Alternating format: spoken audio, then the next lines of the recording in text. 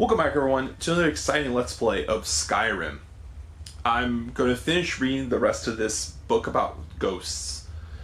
Where I left off was wayward spirits. These spirits usually go mad and make terrifying guardians. They are ritual prevented from harming mortals of their clans, but that does not necessarily discourage them from mischievous or peevish behavior. They are exceedingly dangerous for intruders. At the same time, if an intruder can penetrate the spirit's madness and play upon the spirit's restraint of his own clan, the angry spirit may be manipulated. Oblivion. The existence of oblivion is acknowledged by all Tamriel cultures, but there is still agreement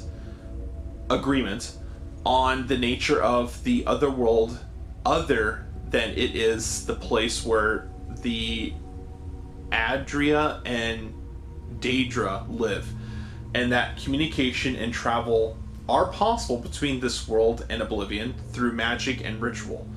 The Dunmer do not emphasize the distinction between this world and Oblivion, so do the human cultures of Tamriel.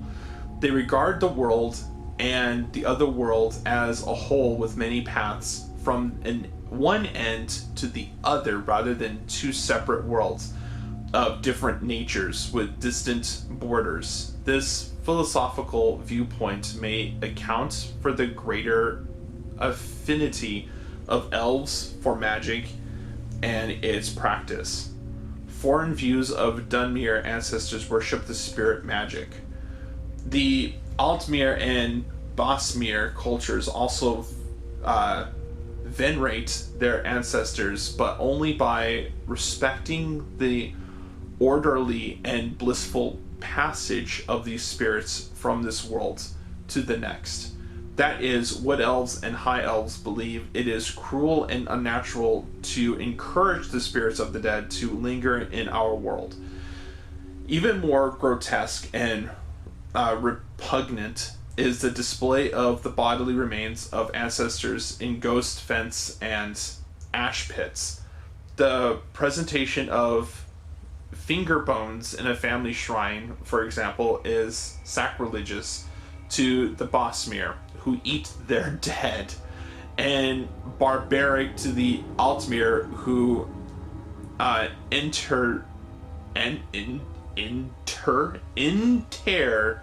their dead.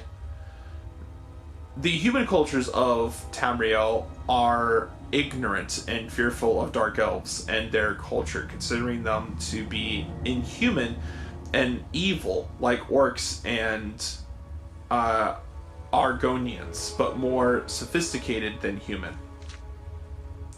Populations of Tamriel associated Dunmer ancestor worship and spirit magic with necromancy. In fact, this association of the dark elves with necromancy is at least partly responsible for the dark reputation of Dunmer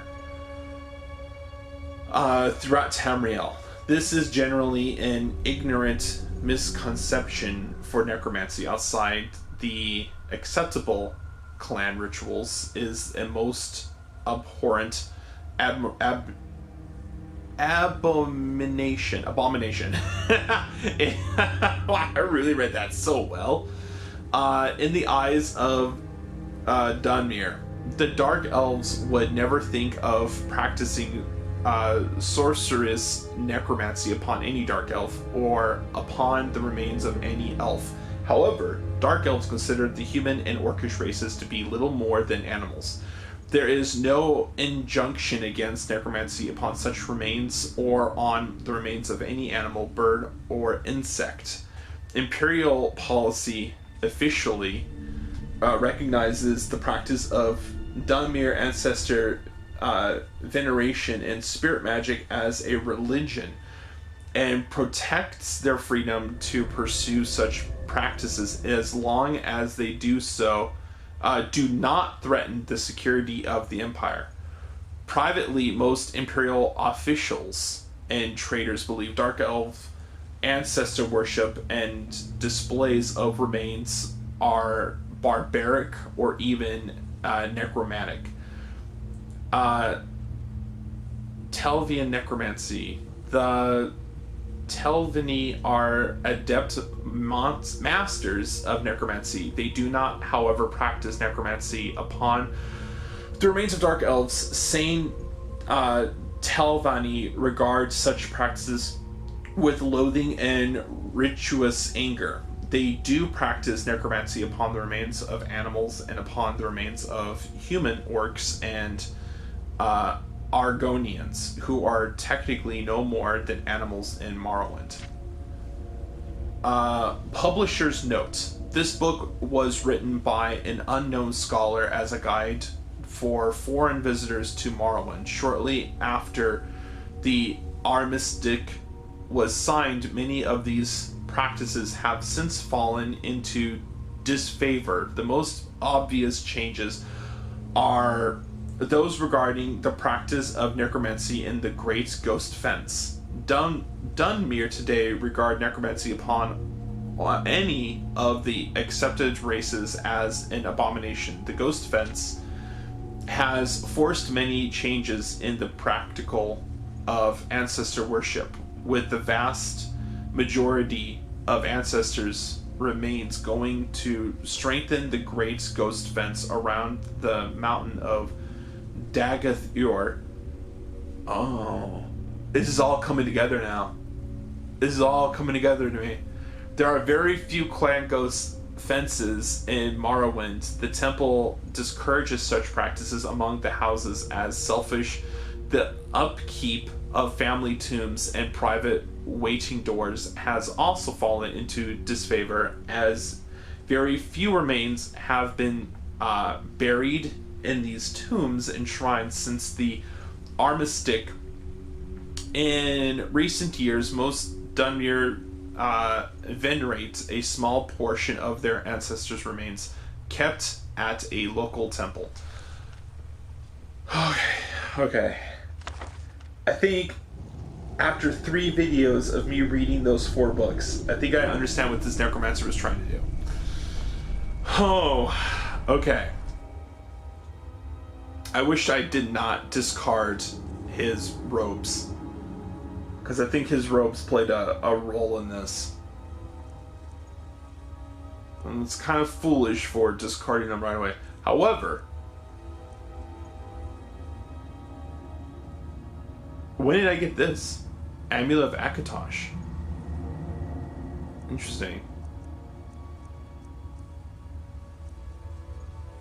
So his was possibly the same as this novice hood. Regenerate magic. Okay.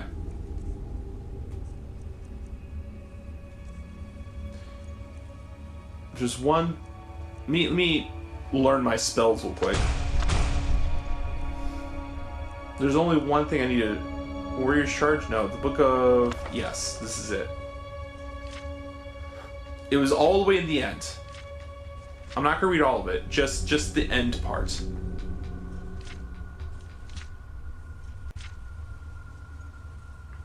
Malakoth was underlined.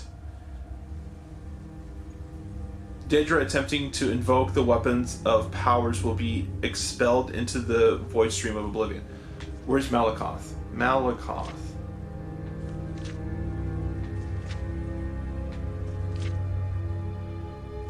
Whose sphere is the patronage of the spurned and ostracized, the keeper of the swarm oath and the bloody curse.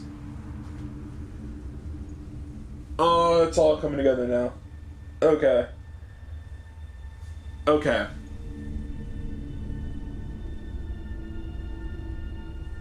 Okay. I'll explain this in the next video because it's almost time. How much? What's the timer say? Yeah, 17 seconds. Yeah, no. So next video, I'll explain what I've pieced together from my understanding, and then yeah. Till next time, everyone.